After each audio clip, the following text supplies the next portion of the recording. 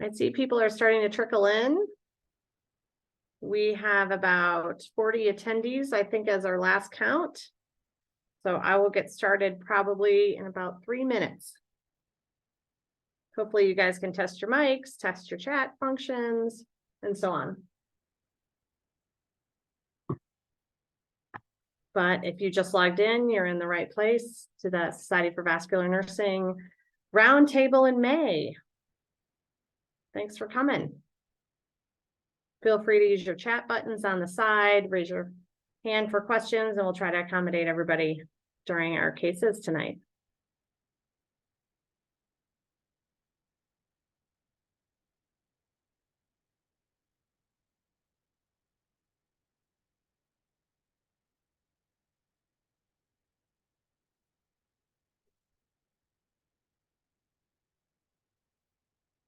Give it another minute here just to make sure. So far, we're at 14.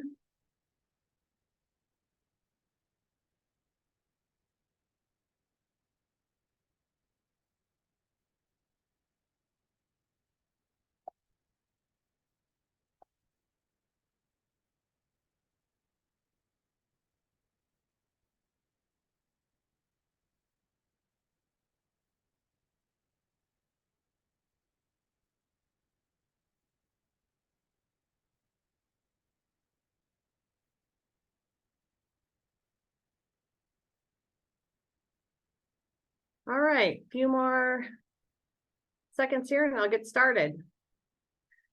You are attending tonight the SBN presentation of the swollen leg case studies and demonstrating multidisciplinary collaboration.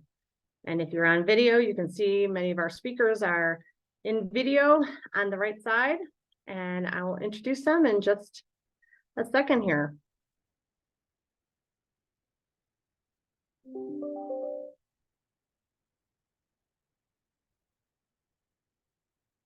All right, I'm going to go ahead and get started here. It's 5:03. Hello, attendees across America. Hopefully we have some international people on.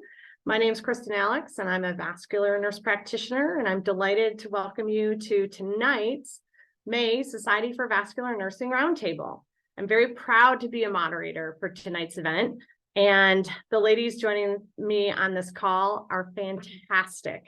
I can tell you in the last week that we've been doing our run-throughs, I've learned so many new things just in the short 10 minutes of conversation with them. So some background, I work at the University of Colorado, and we have a multidisciplinary partnership at this institution. One of the members, our panelists, Victoria Ralph, is actually one of our premier therapists at our large institution, and she has built a huge therapy specialized training throughout our state. She teaches nationally about lymphedema, and she's done so much for my patients, and what she does and all the panelists and therapists on this call do every day for people with swollen legs. Linda Roherty, she is speaking on a second case study. She's another amazing panelist who actually is a friend of Victoria's that she's known nationally. She is by trade a physical therapist. She now is working in Tennessee.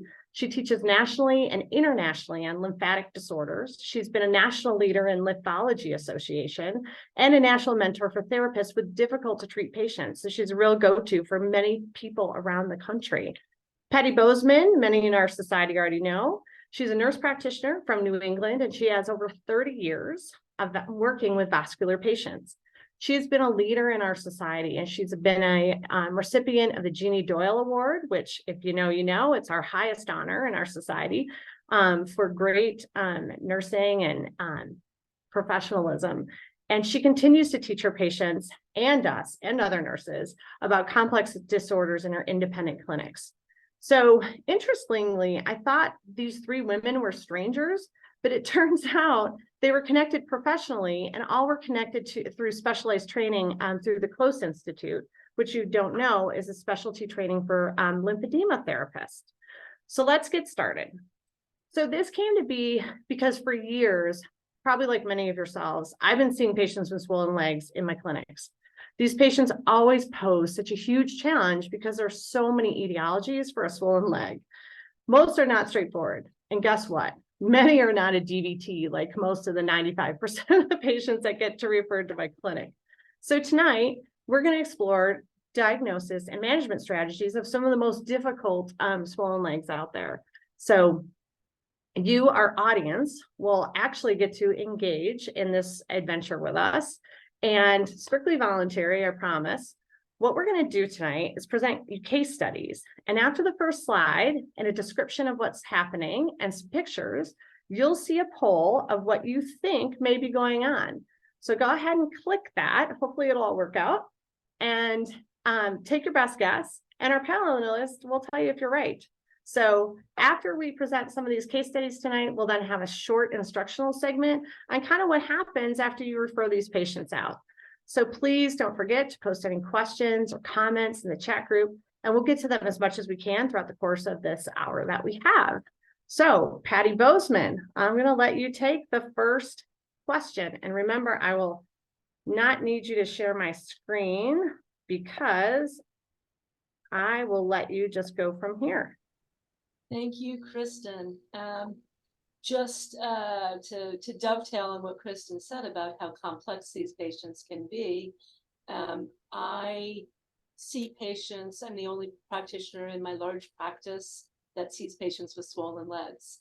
And I tease people and I say, I think the cardiologists have me on speed dial, because the first thing that happens is the PCP will send a swollen leg to a cardiologist to rule out anything, as I refer to it, as big and bad. And then it's, oh, no, it's not this. Go see Patty. Arterial, venous, lymphatic, what's going on here? So I'm thrilled to be on this panel. I'm looking forward to discussion. And I live and breathe by these other two ladies. They're people in my clinics, in my healthcare system that I refer my patients to, and they do a fabulous job. So you guys are in for a treat tonight. So here we go. We have so here's the first case study. Tell us what you see here. There's some obvious things. There's some more subtle things. What do we think we're looking at here? So poll number 1 is up, and go ahead and vote.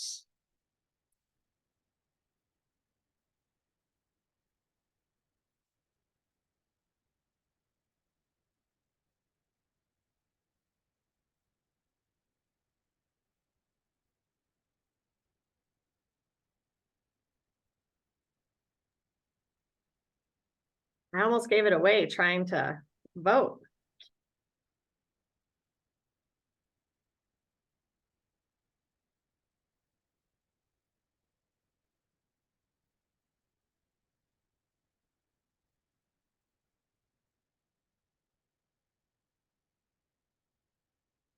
So you guys just tell me, Mo or Kristen, when you want me to move on, when we've got our poll tallied.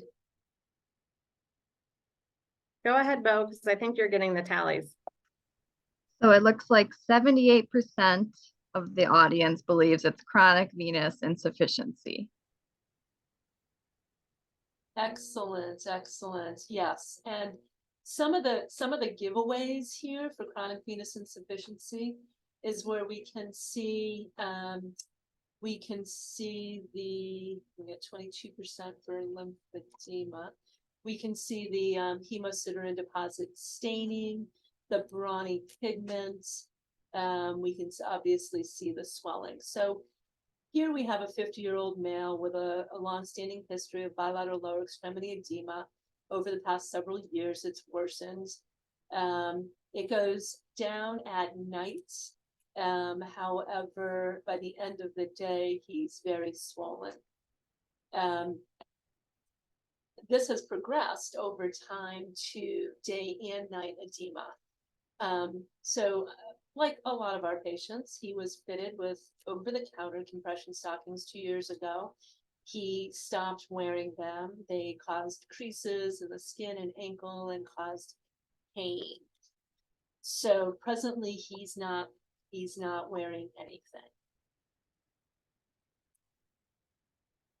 So go to the next slide, Kristen.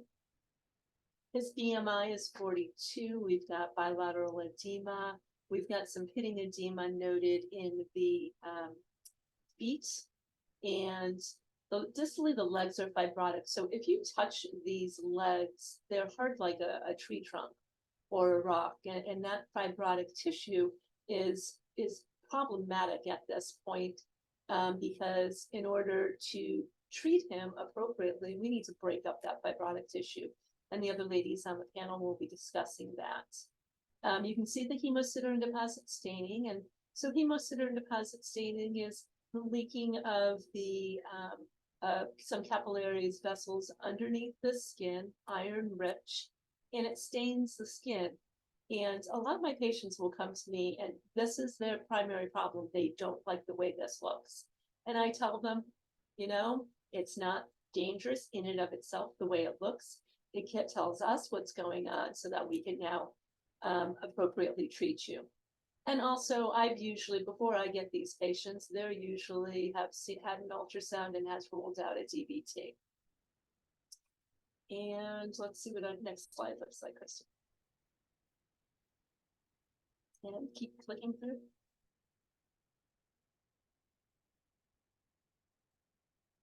So we've already figured out what the most likely cause is chronic venous insufficiency. And what happens with chronic venous insufficiency is there's venous hypertension. And initially, this is not really a lymphatic problem. You're going to see mixed cases with just solely venous insufficiency, but it can lead to a lymphatic problem because of the high output failure of the venous system. That can be venous valvular insufficiency. This can be post-phlebitic syndrome from DVTs, and now we've got valvular problems from that.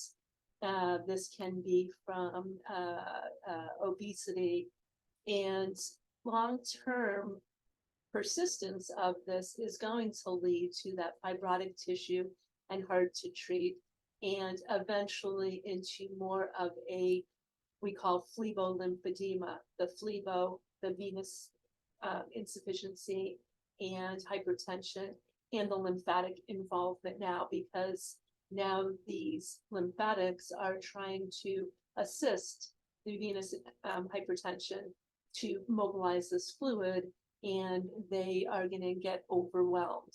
So I consider this one of the more dangerous presentations, because you've got the venous insufficiency, you've got the lymphatic. We see lots of people with just lymphatic involvement. You'll see that as we go on. These patients are the ones that can turn in a dime to cellulitis, open ulcerations. They see wound care centers. So this really needs to be addressed. And I'd like to get this addressed before it, as venous insufficiency, before it turns into this phlebo-lymphedema piece. So there's really no contraindication to compression. Compression is going to be our gold standard. Appropriate compression is going to be our gold standard. The OTC compression stockings and garments, not all compression garment is created equal. So we need to get them to appropriate people that know how to fit and know the type of garments that are available. So there is obviously compression. And we can see in this case too that you've got the dorsum of the foot, primarily on the right, is more edematous than the left.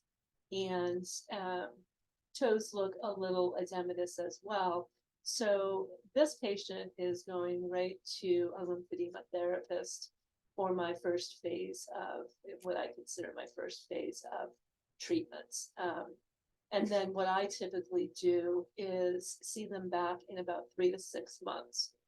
Once upon a time in my practice, once I got them into their therapy and they had good compression garments, I would say, see you later, call me if you need me. And then 5 years later, I'd get another referral from a PCP or cardiologist, same patient coming in. What happened? Well, I haven't worn my garments. If I got them a pneumatic compression device, I haven't used that. So now I follow them like I follow my arterial patients on a regular basis. And I think there's is this you from UMO, this chat here? Do I have any questions? Or are we good? No questions right now? But as things come up and we continue on, I'm here. I'd be happy to answer any questions.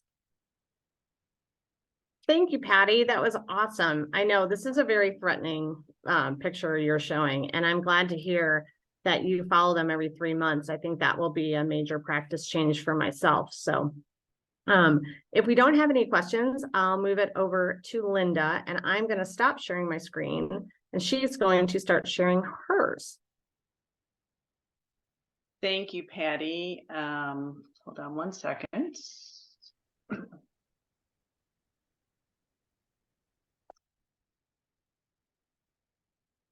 Are we good there?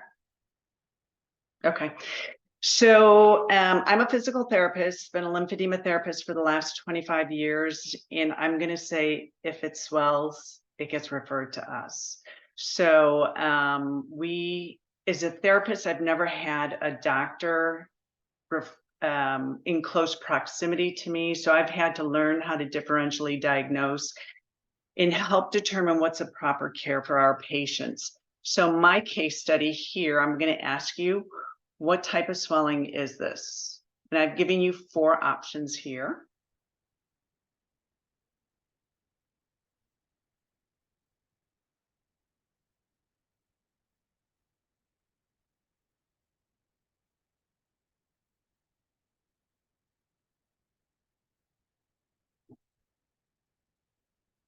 And Mo, you can tell me when I can go on. Next time we'll add the Jeopardy theme song. Perfect. Looks like we have 91% for lymphedema so far. Perfect. So, and I'm going to say 91% of you are correct. Why isn't this hypoproteinemia, low protein in the blood? If there's a problem with circulating proteins, we would see that bilateral presentation, and it would start from the feet and be progressive if it's not treated. So because of the fact, and I'll go through the other 2 also just to clarify for everyone. So I would rule out hypoproteinemia. Mixed edema is a thyroid dysfunction. And with that thyroid dysfunction, you might see some edema down in the lower legs. They might have a little bit of orange tinge in the legs. You might see on the dorsal hands and around the orbits, you would see some swelling. And again, that's not what I'm seeing here. Lymphedema, when you're looking at a unilateral limb or asymmetrical presentation, meaning they both are swollen, but they're not the same. In your clinical mind, think, could this be a lymphatic impairment or a vascular impairment? Even if the patient, even if this is lymphedema, the legs will not be symmetrical. Symmetry takes us down a different path. And lipedema is primarily female, and Vicky's going to go into talking a little more in depth on this. Female, it would be a bilateral presentation, and that's not what I'm seeing here. So the presentation for my patient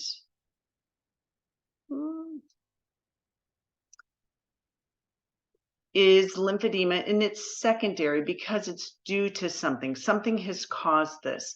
A primary lymphedema would be where there was malformation, poor lymphatic vasculature from birth on, and that can happen at any age in life. But again, there's a difference of primary versus secondary. Secondary lymphedema, I can pinpoint the cause. So when we're looking at patients, how do we diagnose lymphedema or edemas? What do you see? And again, we see that unilateral presentation. So I'm going to think a little bit more, could this be lymphatic impairment? Could this be a vascular impairment? What information do you need to determine the cause of swelling? I need their medical history and their surgical history. This many times is what's guiding me down the path of what's going on here. I'll talk about that in a minute. What tests have been done? I'm looking at a gentleman with swelling from his toes all the way up to at least his groin. Has he had an MRI or a CT to rule out that there's any pathology, tumor growth invading any of the pelvic structures here? Has a patient had an ultrasound to rule out that there's not a DVT? And again, our friends are always labs. Look at the labs, see what's not functioning normally. And again, if it swells, we treat it. You would rule out any other causes of edema, heart, kidney, liver, of medication. I'm not thinking that with this patient at all. All four of those, the heart, the kidney, the liver, and medication, is going to be a bilateral symmetrical presentation. So I'm not thinking that at all. So this patient's medical and surgical history, he's a 68-year-old male, had a history of prostate cancer. Every part of our body drains to lymph nodes somewhere. Most people are familiar with breast cancer. How many lymph nodes did you have removed? We have 25 to 30 lymph nodes in each armpit. So again, that's more of a common question. And patients know, women know how many lymph nodes they had removed. When there's cancer in the body, they're going to sample the regional lymph nodes. And for the prostate, the regional lymph nodes are in the pelvic or the iliac lymph nodes. And those are the highlighted in orange, in yellow right here. Those are the iliac lymph nodes. What's interesting with our pelvic cancers and our abdominal cancers, you don't really hear that there were 15 lymph nodes removed on the left side and 12 on the right side, or 28 removed on the lumbar trunks. We don't really write it the same way they do with breast cancer. So this patient, though, did have iliac lymph nodes removed. With cancers, and again, I'm going through his medical history, did they have any radiation? The patient did have radiation over the prostate and over those iliac lymph nodes. The prostate is itself, the organ itself, is going to get a higher dose of radiation than the lymph node bed. That's why you're seeing the difference in coloration here. What we need to remember is when lymph nodes have been removed, it's like picking a grape off the vine. They don't grow back. So we've had lymph node dissection and he's had radiation. So the radiation can also damage that lymphatic pathway. So this is a very simplistic drawing of the lymphatic system. And I use this with my patients. They can understand this.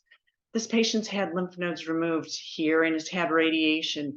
So think of it that it's a traffic jam. It's a roadblock. So anything from the toes to the groin, but I also need to say the genitals, because the genitals drain into the inguinal that go into those iliac nodes, are susceptible to lymphedema. So the patient developed gradual progressive onset of right lower extremity lymphedema starting months post-surgery and radiation. Lymphedema doesn't happen the day after surgery. I'm thinking other things if the swelling is going on the day after surgery. Again, lymphedema is slow to progress. So this patient's assessment, he had prostate cancer, iliac lymph node dissection, he had radiation. His BMI is 28, so I'm not thinking obesity is contributing to this. He has moderate lymphedema throughout his right lower extremity. Because the swelling goes all the way up to the groin, I need to ask the question, do you have any pelvic, any penis or scrotal lymphedema or swelling going on? If it swells, we treat it as lymphedema therapists, and we would need to address that. The pitting edema for this gentleman is greater distally, meaning more fibrotic, thickened tissue changes than on the thigh. If you look down by his foot and ankle, you can see that he's had skin changes, and lymphatic impairments cause skin changes because your skin also, the lymphatics also drain the skin. He's got slight discoloration on the lower leg, but it's not red, it's not hot, it's just a slight pink color. So I'm not thinking cellulitis with his lower leg. His diagnosis is secondary lymphedema of the right leg. So how did we manage this? We do manual lymphatic drainage. And again, you would need somebody who's skilled, trained for manual lymphatic drainage. We compression bandage this patient. We start foot to knee and progress to a full thigh bandage. Taught him skincare and exercise. We need to find some type of compression product that's appropriate for this patient. There are many garments out on the market, and we need to find an appropriate garment that's going to manage his lymphedema during the day. Sometimes with lymphatic impairments, and many times I should say, not sometimes, we have to do daytime and nighttime compression for the patient because there's still impairment of the lymphatic system. So this patient has daytime and nighttime compression. We need to remember that lymphedema is a chronic condition, and self-management is the key to lymphatic impairment. To keep this limb managed, the patient needs to know what products to use and how to manage the limb. Thank you. So I'm going to, hang on, I'm going to unshare so Vicki can go ahead. Linda, I have a quick question while I'm going through my screen share. On both of the presentations or case studies that were presented to us, both of the patients had a very, looked like erythematous ankle or erythematous like gator area. And in my clinic, I always get worried that this is a lymphatic or lymphangitis. And what I typically do, and please correct me if I'm wrong, is if I lay the patient flat and let them not be dependent, that redness sometimes will go away. And then I know it's not like a cellulitis or a lymphangitis. Is that the right thing to do? Yes, because again, we don't want to put patients on antibiotics unnecessarily. Again, you know, looking at his discoloration, think of the internal environment has changed. You know, what's happening inside in the interstitial tissue space is changing. So it is common that we see that discoloration, and I need to make sure it's not hot. It's not progressive. Lymphedema is slow. Progressive is malignant cancer, is DVTs, is cellulitis. So again, ruling out that it's not anything that needs to be medically managed immediately. So yeah, a lot of times, even when we take off their garments, we'll see that dependency, that erythema presentation, and when we put them up, we'll see that resolve. Excellent, thank you. So very smart audience tonight. We're over what, 75%. So let's see about the last case study.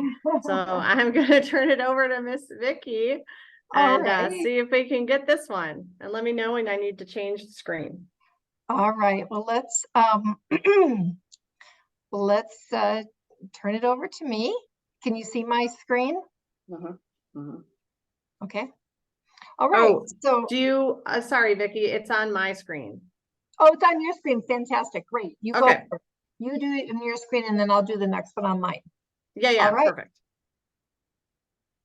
No, go ahead and present. And okay, so let's just move forward. We know Linda's already talked about lymphedema. Yes, so let's take a look here. What are we seeing quickly from the polls?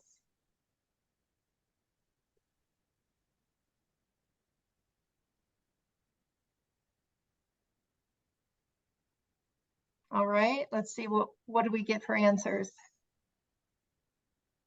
Ooh. Lymphedema, 86%. Wonderful. Okay, awesome. Yes, this is a case of lymphedema, and this is often a condition that causes puzzling because it's just hard to figure out what is happening. Here we have a 54-year-old female who's complained of having big legs all of her life. The swelling in her started and it goes from her waist all the way down to the ankles. If you look at this picture, you'll see that the feet are absolutely void really of swelling. They're thin, but you have this cuff that presents itself down at the ankles. This woman has been fit with circular knit, and we're going to talk more about different kinds of compression later in the presentation, but she was fit with something with circular knit. These are the kind of stockings that you would say compression stockings that you could buy at Walgreens. They stretch in all different ways. But she stopped wearing them because they cut into her legs. She's an active woman, and she's medically healthy. And the biggest complaint is she loves being with her grandkids, and just the slightest touch. Sometimes, you know, she'll be in the kitchen and the back of her legs gets touched. You know, her kids run into her legs, and she says it's absolutely painful. And she hates to scare them, but she said it's really a big deal for her. So let's go on to the next slide. So, yeah, in transferring this, the font kind of changed all over the place, but that's okay. We can deal with this. So she has a little higher BMI. She's got these soft tissues along the upper thighs and hips and lower legs. And what's different here is it's non-pitting. In lymphedema, you'll have pitting edema. Here it's non-pitting. It's just very soft. And you'll see that cuffing that we saw at the ankle. She has that hypersensitivity to touch. This is very common. The skin is tender and painful upon unexpected touch and even deep palpation. She wears a narrow shoe, reports no swelling in her feet. She has hypermobility. She's able to put both hands on the floor, no problem. And orthostatic swelling is noted at the end of the day. Her legs will swell, but that goes away by the next morning. Let's go on to the next slide.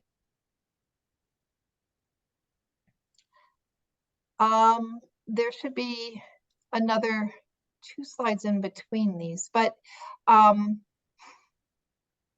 you see, no, there's, okay, so here we have various presentations of lipedema. We have, what I've showed you here is lipedema, but lipedema over time can morph into something lipedema and lymphedema. Sometimes you might see that as a lipolymphedema, and that's what we're seeing in this middle picture. The difference here is it's starting to morph into the feet. You can see the lobules that are forming around the cuff and sometimes even dragging on the floor. And then in the third picture, we have lipedema, lymphedema, and obesity, a combination of the 3. And obviously the lipedema can be exacerbated by obesity. Oftentimes when we have patients who have obesity, we might even refer to it as obesity-induced lymphedema. Now, are you able to see 2 slides in between there or not? I am not, but go ahead and share Okay. your screen and then you can back up Let me into see it. if I can do that. Yeah.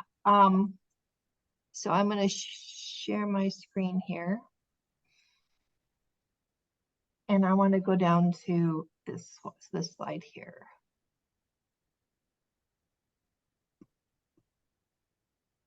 Okay, so in this slide,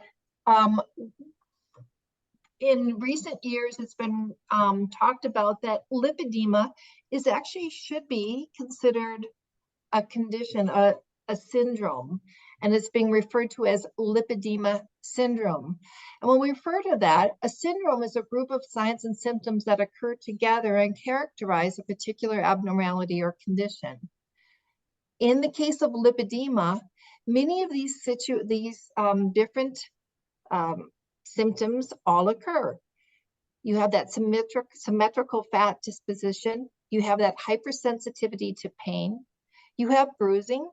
You have a diet and exercise resistance. Typically when patients lose weight, initially they might lose weight first from parts of their bodies that are not the legs. They might lose it on their upper body and their face and their torso. And there is more feedback that maybe certain diets might be more beneficial for this patient population. They have hypermobility, and it's proposed that perhaps there's a connective tissue disorder that's associated with this. So there might be knee pain, orthopedic issues that come along with this, orthostatic edema.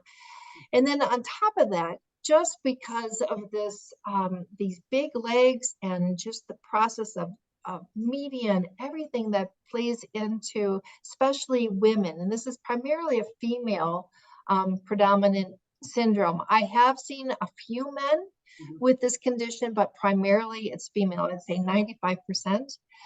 So sometimes you'll see emotional disorders, psychological disorders such as eating disorders, poor body image, poor self-esteem.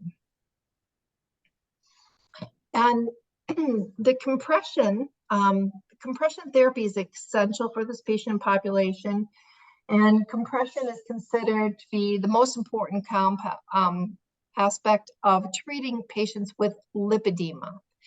But the basis of the compression is no longer solely for the edema, but rather it helps with the anti-inflammatory effects that it has on the subcutaneous tissues. So what it does is it really helps with that hypersensitivity to touch, the complaints that patients have with just a slight touch of someone bumping their leg or running into things, that it decreases that sensitivity that patients have. All right, so with that, do we have any questions? Wow, Vicki, I just want to thank you for explaining that so well. I think lipedema is a really hard concept to talk to your patients about because the body image that comes with it. And I recently saw a patient with lipedema in my clinic and no one had figured it out. And I actually just brought up the pictures, and the hypersensitivity was what she complained of the most. And she was so happy that it had a name, actually. So sometimes just showing patients like, no, this is an actual syndrome and these are the characteristics was really helpful. But you two are going to talk about what magic you do and therapists around the country do to help these patients. Wonderful. Okay, so let me, I think I stopped sharing, correct? And then I reopen it, right? So there we go. And then I will share again. And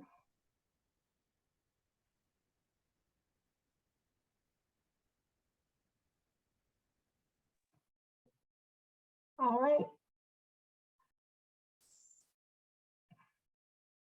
All right. So Linda and I are going to talk about what we do in therapy, and oftentimes you'll hear it referred to as complete decongestive therapy. This therapy is divided into two sections, phase 1 and phase 2. I'm going to be talking about phase 1. Linda will be talking about phase 2. In phase 1, we do something called manual lymphatic drainage. We do bandaging. We do skin care and exercise. So in the intensive phase, here you can see pictures of the pitting edema that patients have. You can see the lobules.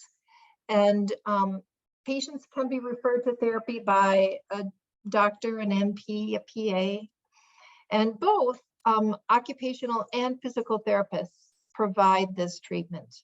So it can be one or the other. Some institutions may have both. At UC Health, we have both. Some may have primarily PTs or OTs, but both occupational and physical therapists are who have gone through intensive training and have the initial CLT after their name can provide this therapy. I'm going to show you a quick little video. On the side here, I want you to see the schematic over here. I don't know if you can see this, but the body is so divided into these what we call watersheds or tributary regions. So if you think of it from the waist down to the toes, and then from the midline over, maybe your right side, so your right lower quadrant would all drain into your right inguinal lymph nodes, your left would drain into your left inguinal lymph nodes. That's why if somebody, as Linda had described earlier, has had lymph nodes removed from their pelvic region, iliac region, they may present with swelling anywhere within that quadrant. So it can be in the foot, it can be in the ankle. And the thing is, it might happen years down the pike. It might be 3 years after they have had surgery. And sometimes there's no cause and effect that says, oh, this is something that could be related to when I had pelvic cancer or pelvic. They don't think of that. So I think what Linda hit on earlier about patients having had lymph nodes removed. In breast cancer, they are skilled. They know exactly. But I tell you, any patient who comes to us and we ask them, have you had any have you had any abdominal surgery? And they'll say, well, yes, 20 years ago or 15 years ago I had it, but that was a long time ago. There's no cause and effect. Those people who've had the pelvic surgeries have no clue of how many lymph nodes were removed.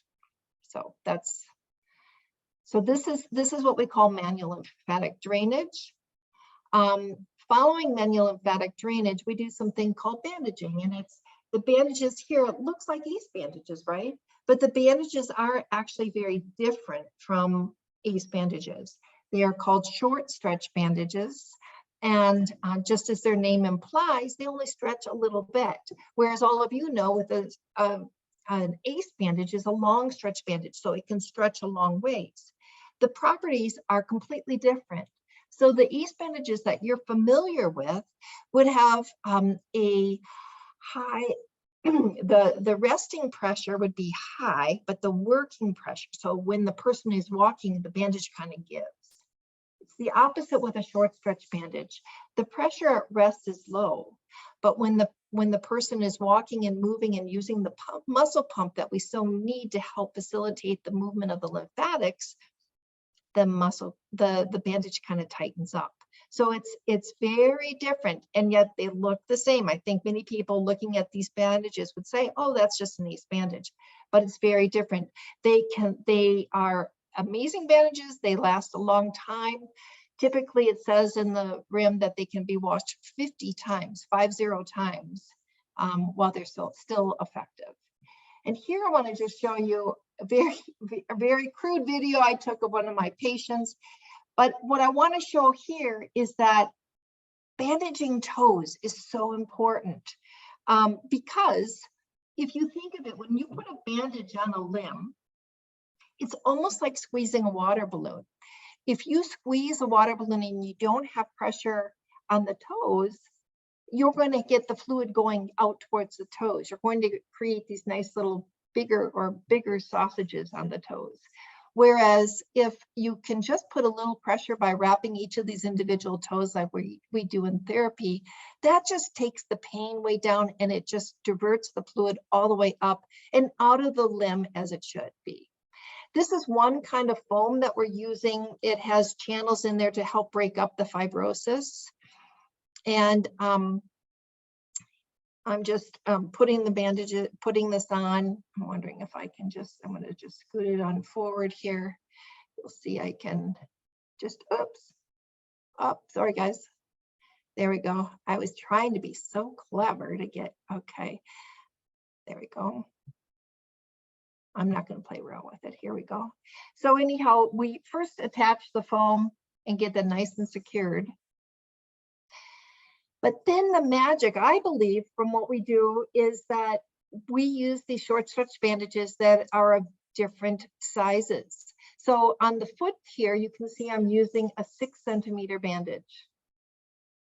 Now think of it, if you go back to physics, if you have a 6 centimeter bandage and I'm putting that same amount of pressure, I'm not pulling hard. These bandages kind of work for themselves. You don't have to pull hard to get these bandages on, kind of smoothing them out. But the 6 centimeter bandage, in theory, is now going to apply a little bit more pressure than the next bandages because that same amount of pressure is just on a small surface area. The next bandage that I'm going to be putting on is going to be an 8 centimeter bandage, and that goes around the ankle. So you'll see here, I'll pick up, this is an 8 centimeter bandage. So again, this is going to have not quite as much pressure as the 6 centimeter bandage because it's diverting over a few more centimeters, but it still has, you know, some nice compression.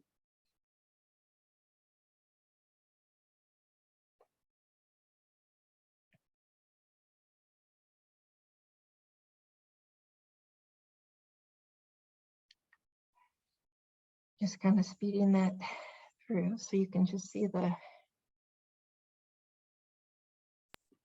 How often are you doing this initially?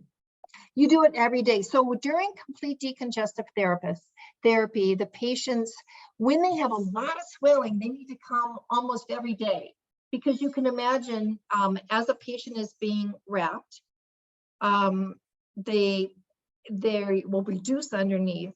Well, we need to catch them the next day so that we can capture that and rebandage them to keep ratcheting down, if you will, the limb. If some clinics might just do this once a week or twice a week, and there you have to ask, is that going to be effective? Because if your patients are bandaged like this, but then let's say they go a day or two without a bandage, well, then you're right back to where you started. It's this yo-yo effect of going up, down, up, down. When you start complete decongestive therapy, you do it initially pretty intensely, and then you can, as the patient has reduced, you can limit that and start doing fewer visits, maybe twice a week kind of visits. But initially, when there's quite a bit of swelling that's there, you do need to see the patient almost every day. All right, I'm going to unshare my screen and have Linda share hers.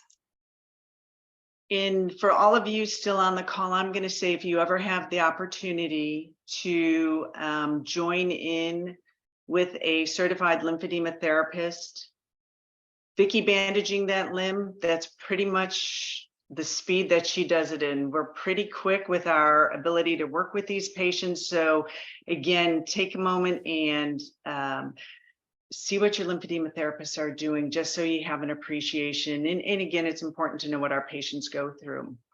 So exercise in exercise and skincare fall into phase 1 and phase 2.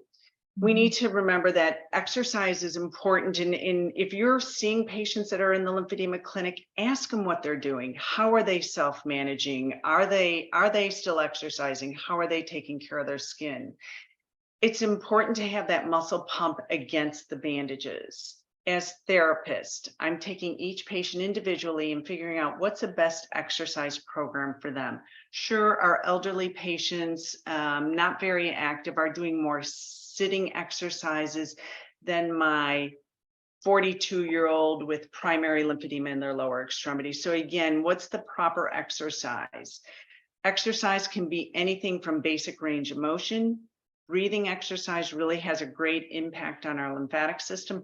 Walking, swimming, what do you like to do? What does my patient like to do? I really try to incorporate their passion into an exercise program. Lymphatic fluid moves with the joint and muscle pumping action. So exercise is important. The lymphatic system doesn't have a heart the way the circulatory system does. So this is why it's so important for patients to exercise, even as, you know, I'm not sure if everyone is a nurse on here, even if we're educating patients to do heel raises to get that calf pump, to move that lymphatic fluid, move that fluid around the ankle and the foot. Again, some exercise is better than no exercise. Skin and nail care is forever and always, just like exercise is. For those of you that have been doing this long enough, and if you treat patients with swelling disorder, I'm sure you've all seen limbs that look like this. We need to remember the lymphatics drain the skin also. So this is why we're seeing such skin changes with our lymphatic population. With any swelling, it's going to dehydrate the skin. And again, the degree of hyperkeratosis, dry skin, can be none and can be very severe. It's important for our patients when they get out of their bandage that they fully cleanse their limb and that they fully dry off their skin before they're putting back on the bandages and before they put on the garments.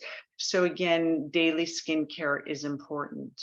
We teach our patients to use a low pH lotion to keep their skin hydrated. Again, that first picture where the limb was so dehydrated, swelling will dehydrate the skin. So use a low pH. Carry, Curel, Lubriderm, Eucerin. We want to use a lotion that doesn't have fragrance and alcohol in the first 2 ingredients. Cellulitis. If it's lymphedema and it's protein fluid sitting in their interstitium, and that's what lymphedema is, it's a high protein fluid. You don't need a cut, a bug bite, a scrape. You don't need an injury to cause cellulitis. Bacteria loves protein.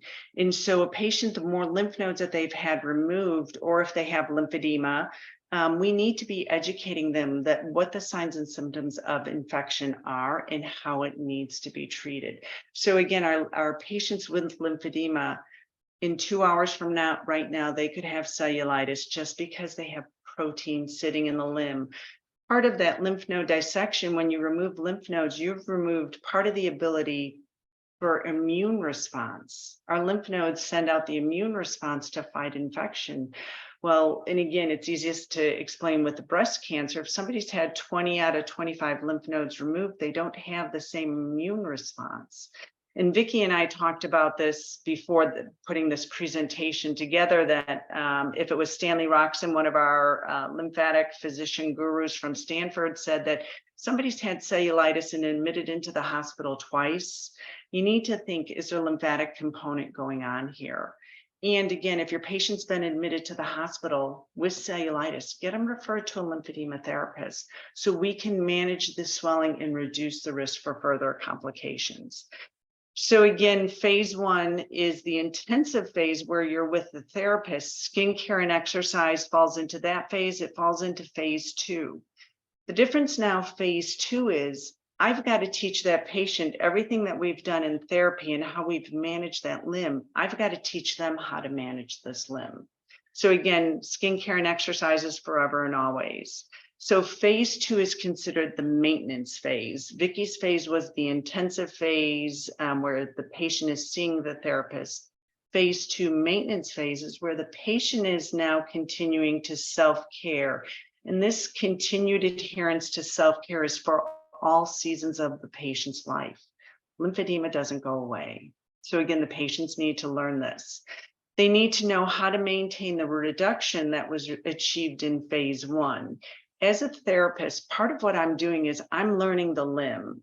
I'm seeing how they respond to the CDT treatment, and I'm planning in my mind, what is the best product for this patient to self-manage with? How are they going to use compression garments or devices? And in this day and age, we have many more products than we had 10, even 20 years ago. You know, are they going to use bandaging to contain the limb? What are they going to use during the day? What are they going to use during the night? Are we going to refer them for a compression pump? Phase 2, self-management is a key for successful lymphedema management. So again, if you're seeing patients in the clinic that have been referred to lymphedema therapy, now you can ask them, what are they doing to manage the limb? We do teach them how to do manual lymphatic drainage, not to the same degree that we're doing in the clinic. I can spend an hour on a patient. I'm teaching them what they need to know to self-manage. Each patient is going to be different on how much time they need to spend to do self-MLD. A patient that's more complex or more involved, I may refer them for a compression pump because they can't do what I do in the clinic every day.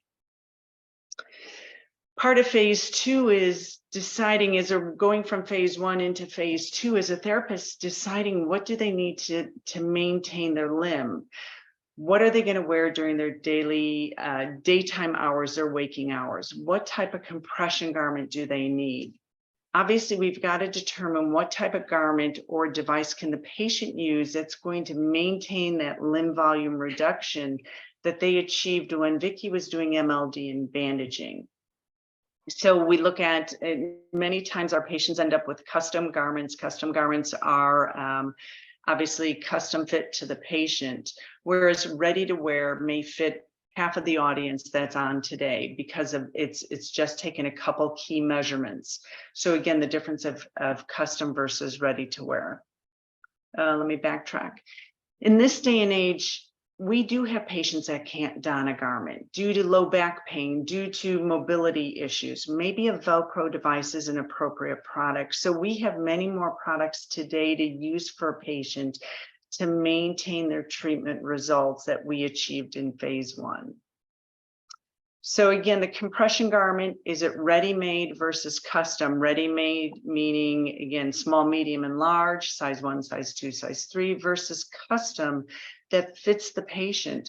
Obviously, what this patient's legs look like is not a ready-made garment. That's a custom garment. Circular knit versus flat knit. If it's lymphatic impairment, they consider flat knit, and that's the weave of the garment, to be gold standard for lymphatic impairment. It's a stiffer garment. Bandaging alternatives, as I talked about in this day and age, we may choose to go with a Velcro device because the patient can don that easier, or their caregiver can manage their limb with them. What about a nighttime product? You know, we can look at products for the daytime, and maybe they really need to be in a stronger garment, stronger being 40 to 50 millimeters mercury compression, millimeters of mercury compression. The problem is if I get a patient something that strong, they'll never be able to don it. So sometimes I have to sacrifice on strength and compromise with daytime and nighttime. And again, remember my patient that had lymphatic impairment, that impairment is there forever. So sometimes patients need to be using something day and night to manage their lymphedema. And we have compression pumps. Not all my patients go into compression pumps. Again, those that have more difficulty self-managing, depending on their circumstances, I put all the pieces together to determine what would be appropriate for this patient. And from here, I'm going to stop my share and give it to Vicki for a couple last pieces here. Okay.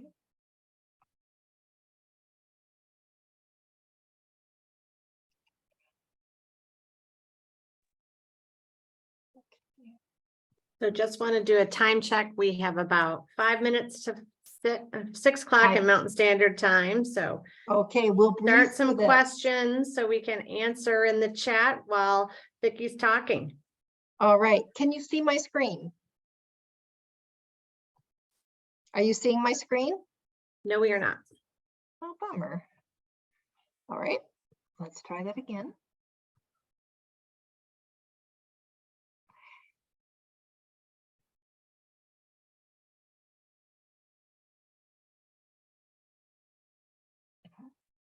There. Are you able to see my screen?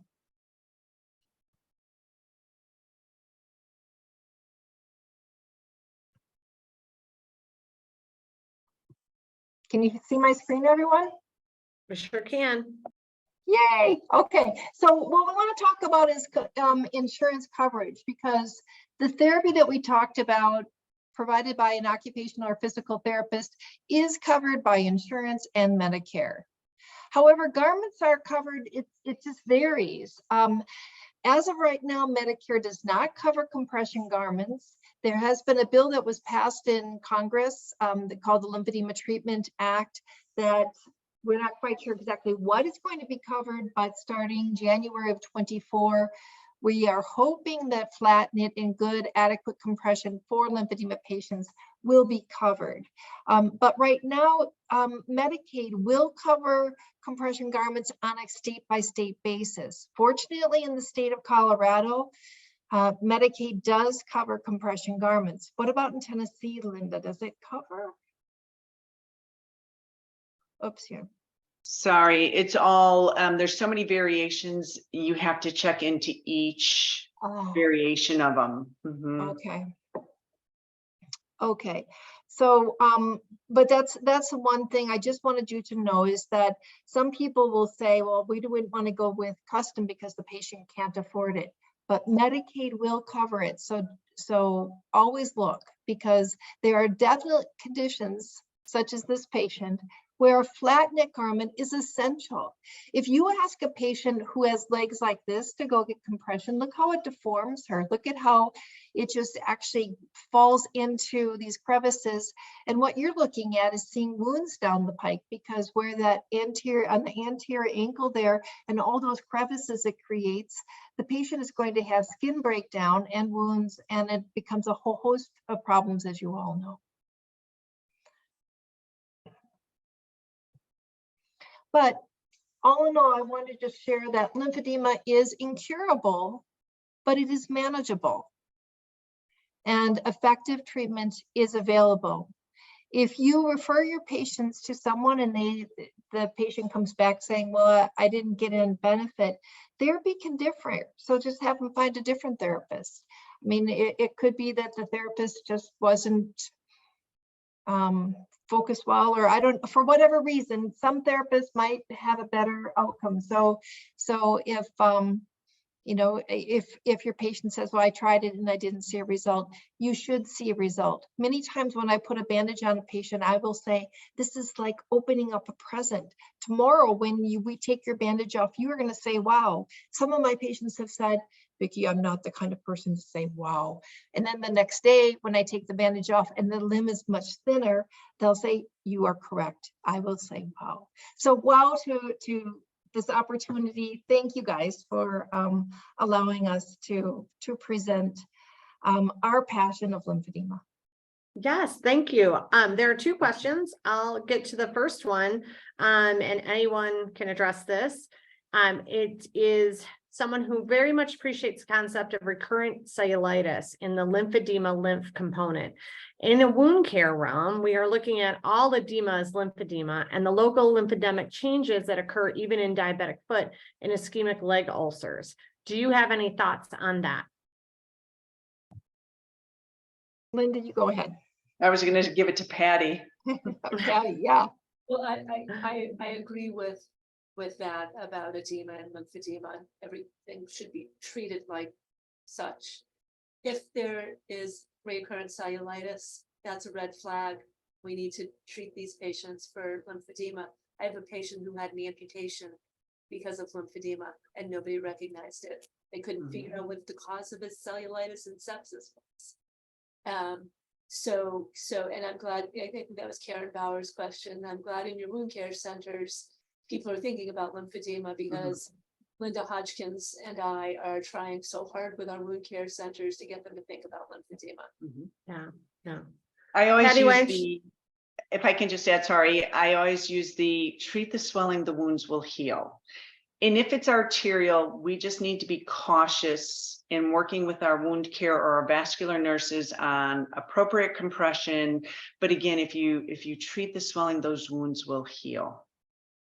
Yeah. Thank you for that. Patty, why don't you ask your question? So the micronized flavonoids, any experience with those supplements that are out there? A couple of years ago at SVM, we had some nice presentations, I believe out of the University of Minnesota. And when I started polling people at that meeting, they were like, yeah, some people think they're great, some people don't think they're great.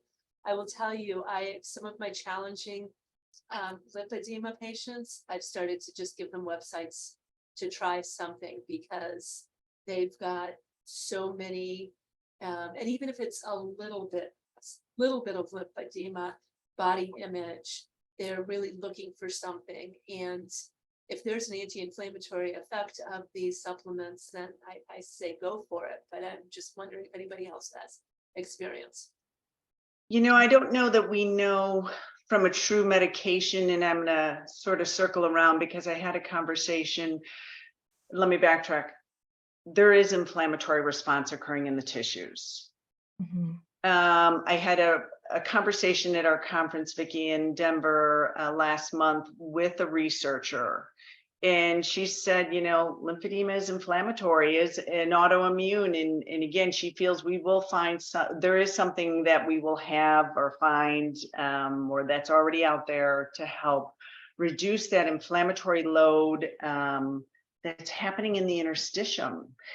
And so it's hard because as a therapist, I can't prescribe a medication, you know, and not having research. And I know there's a doctor who has supplements out there who I've talked with before.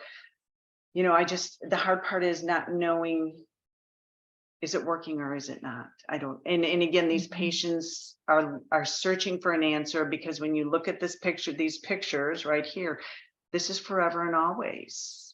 And so again, it helps with having somebody like you, Patty, or Kristen, to be able to help guide us because we can't prescribe medication. And one more, I want to be cognizant of time as well, but the scenario that we showed, the case study that we showed with the prostate cancer, prostatectomy, the radiation, whatever, not everybody that has that situation develops lymphedema. You are correct. You are correct. So And my I see is that a lot of people are born with an incompetent lymphatic system. I have no data to support this. Sure. No. But why? Yeah. No, you are correct. And I'm going to say in the 25 years I've been doing this, we are better surgically. We remove a lot less than we used to. So it's rare that I'm seeing a prostate limb with lymphedema compared to what I saw 20 years ago. I used to see a lot more. And again, same with the breast. We see much more breast lymphedema because they remove those sentinel nodes that drain the breast versus removing a full axillary dissection. So we see less and less arm lymphedema than we saw 20 years ago, 10 years ago, probably. Right. Yeah, the other situation that I see are patients that have had a number of arterial procedures. I have one guy in mind. He was Mr. Aneurysms everywhere. A number of groin dissections, a number of bypasses, redos, wounds, and now and luckily for me, it's aneurysmal disease, and he really doesn't have an atherosclerotic component. He's a young guy, but man, I'm struggling with his lymphedema, and because of all of these surgeries. But we do surgeries like this on a lot of people, and they don't develop lymphedema. Right. We have another question. Thank you for that, Patty. Are there slings for severe testicular lymphedema? What do you do for that? Yeah. There are a number of different things that are available that are on the market. Linda and I can both talk about this. It all depends if, say, somebody is in the hospital and they've been in prolonged bed rest, you might just see that the swelling of the scrotum is just increased to the normal size. Sometimes in the hospital setting, you can prop up the scrotum with towels and elevate, because there is obviously no muscle pump per se within the scrotum to help get that fluid out. So sometimes elevating there, and that's where I think the idea of a sling. I have seen slings where people will take a kind of a sling that will bring it up over their that there'll be shoulder straps that will help lift things up. There are a number of products that are out there. Perhaps that's a whole nother discussion, but one of my favorite go-tos is maybe something called Tubigrip. It's like a stockinette that can fit over the scrotum, and you teach the patients how to put that on, and then that can help reduce, and then they wear that underneath compression shorts. But Linda, what would you like to add? And you were sort of alluding to it, Vicki, with the patient in the hospital. Is this an acute problem or a chronic problem? Right. If it's acute problem from a total hip surgery, Yeah. from congestive heart failure, again, we know if we manage that underlying disease process or problem, that swelling will go down, and I'm going to manage it differently with a pair of tighty whities, the white men's cotton underwear with a pair of bike shorts on top. If it's a chronic problem, we need to get them to a lymphedema therapist, because we need long-term solutions. You know, sometimes the penis will retract into the scrotum. We need to help them with how are they wrapping and unwrapping. The age of the person, you know, again, our primary lymphedemas with the young boys are always tough. So, if you have further questions on that, you can email Vicki or I. It would be Vicki at Close Training or Linda at Close Trainer, and email both of us. And again, we need to know more on this patient to help you along, if this didn't answer your question. Right. All right, I just sent that to her in the chat. Last question is, any experience with edema wear? Yeah. Good? Yeah. It's got its place. It has its place. Have you seen it, Vicki? It's a Yeah, loose I've seen it. Yeah. We've used it, we've used it on a multitude of patients, different diagnoses, just to help break down some of the fibrosis in the tissues. Susie Eamon, a lymphedema therapist, we trained her in Close Training. I believe she's doing her research project on using edema wear over wounds, with that right on the wound itself to help promote that wound healing. And she's I've heard her present before. She's got some great studies. Oh, this is fabulous.